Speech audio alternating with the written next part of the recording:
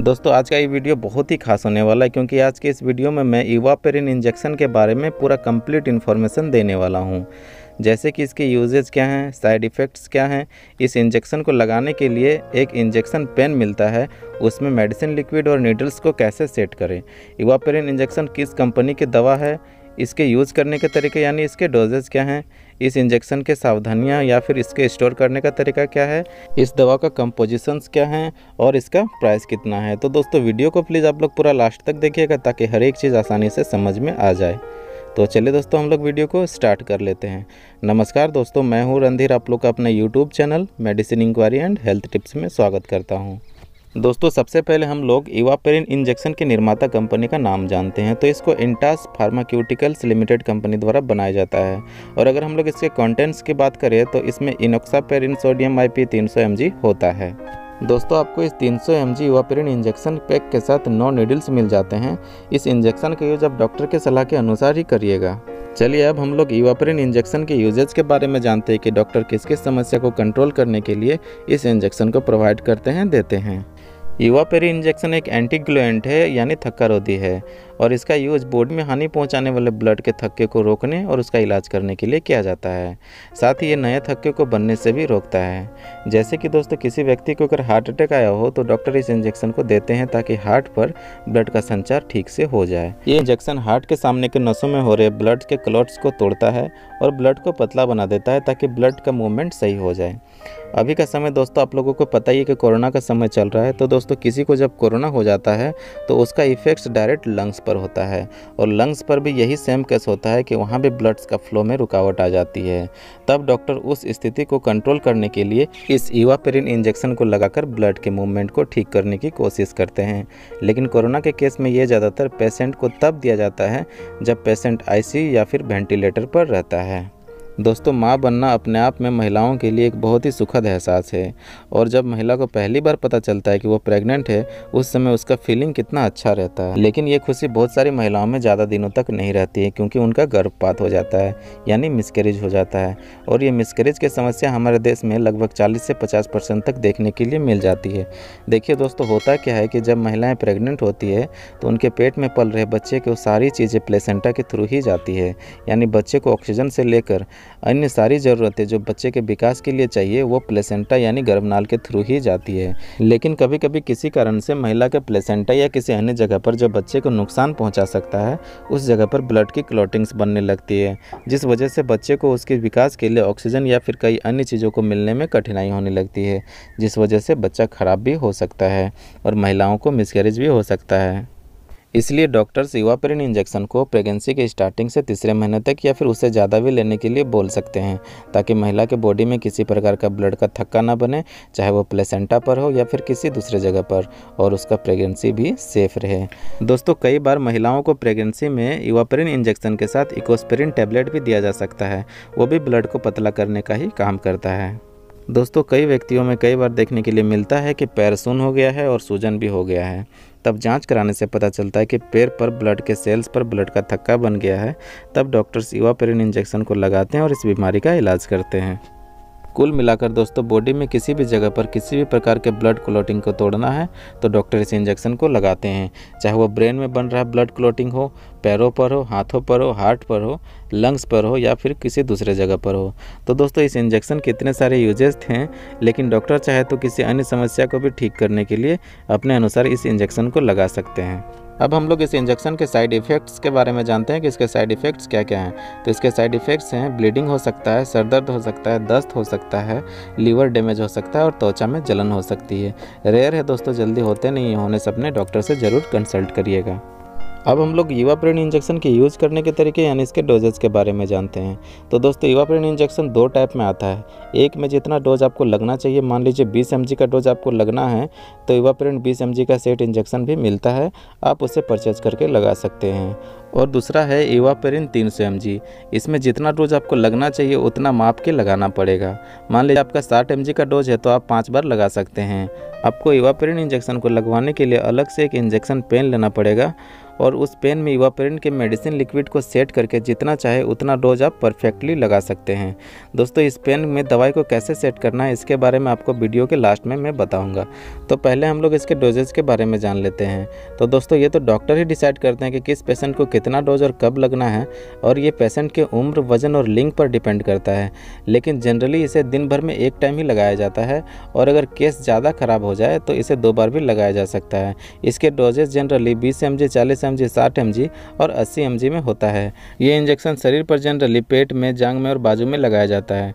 जब ये इंजेक्शन को दिया जाता है तो कंटिन्यू 10 से 20 दिनों तक दिया जाता है, और प्रेगनेंसी के केस में ये 3 महीने तक या फिर उससे अधिक भी लगातार दिया जा सकता है।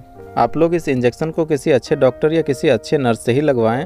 दोस्तों अगले वीडियो में हम लोग इस इंजेक्शन के लगाने के तरीके के बारे में जानेंगे, ताकि आप खुद से भी इस इंजेक्शन को लगा सकें। अब हम लोग इस इंजेक्शन से जुड़ी कुछ सावधानी और इस इंजेक्शन के स्टोर करने के तरीके के बारे में जानते हैं। तो सबसे पहले हम लोग सावधानी को जान लेते हैं। तो दोस्तों इस इंजेक्शन को आप आज जिस जगह पर लगाए हैं कल दूसरे जगह पर लगाना है, नहीं समझे। देखिए सपोज आज आप इस इंजेक्शन को पेट के बाएं तरफ लगा रहे हैं, तो अगले दिन या फिर अगले डोज पर पेट के दाएं तरफ इंजेक्शन को लगवाएं। इंजेक्शन को लगवाने वाले जगह पर थोड़ा जलन या खुजली हो सकती है, उसमें आप लोग को घबराने की ज़रूरत नहीं है, क्योंकि ये नॉर्मल है, अपने आप भी ठीक भी हो जाता है। प्रेगनेंसी के केस में जब महिला को ये इंजेक्शन लगता है तो किसी किसी केस में ब्लीडिंग या स्पॉटिंग आने के चांसेस रहते हैं, क्योंकि ब्लड पतला हो चुका होता है। तो अगर आपको ब्लीडिंग या स्पॉटिंग दिखे तो तुरंत इंजेक्शन को लेना बंद करें और अपने गायनो डॉक्टर से संपर्क करें। साथ ही इस इंजेक्शन के साथ अगर आप इकोस्प्रिन टैबलेट भी ले रहे हैं, यूज कर रहे हैं, तो उसे भी बंद कर दें। वापस जब डॉक्टर बोले तभी इंजेक्शन और टैबलेट को लेना चालू करें। अब हम लोग इवापेरिन इंजेक्शन के स्टोर करने के तरीके के बारे में जानते हैं।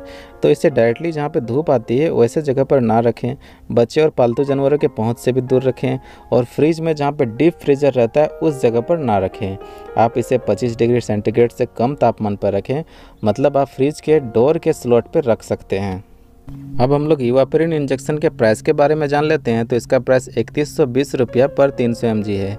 ये इंजेक्शन आपको बड़े मेडिकल स्टोर में मिल जाएगा, साथ ही इसे आप ऑनलाइन परचेज कर सकते हैं, कुछ डिस्काउंट के साथ भी मिल सकता है। दोस्तों अगर आप लोग मेरे चैनल पर नए हैं तो प्लीज़ चैनल को सब्सक्राइब कर ले और बेल आइकन को भी दबा ले। अब हम लोग इस इवापेरिन इंजेक्शन को इंजेक्शन पेन में कैसे सेट करते हैं इसके बारे में जानते हैं। दोस्तों मैं सेट करके बता रहा हूँ, आप लोग प्लीज़ थोड़ा ध्यान से देखिएगा तो सारी चीज़ें समझ में आ जाएगी स्टेप बाय स्टेप कि कैसे कैसे सेट करना है। ये देखिए दोस्तों, ये इंजेक्शन पेन है। इवापेरिन इंजेक्शन लगवाने के लिए इस पेन में इसको सेट किया जाता है। आप लोग थोड़ा ध्यान से देखिएगा। हम कैप को खोल के नीचे रख दिए हैं, उसके बाद इसे भी रोटेट करके धीरे धीरे खोल देते हैं। इस इंजेक्शन पेन का प्राइस लगभग 500 के करीब है।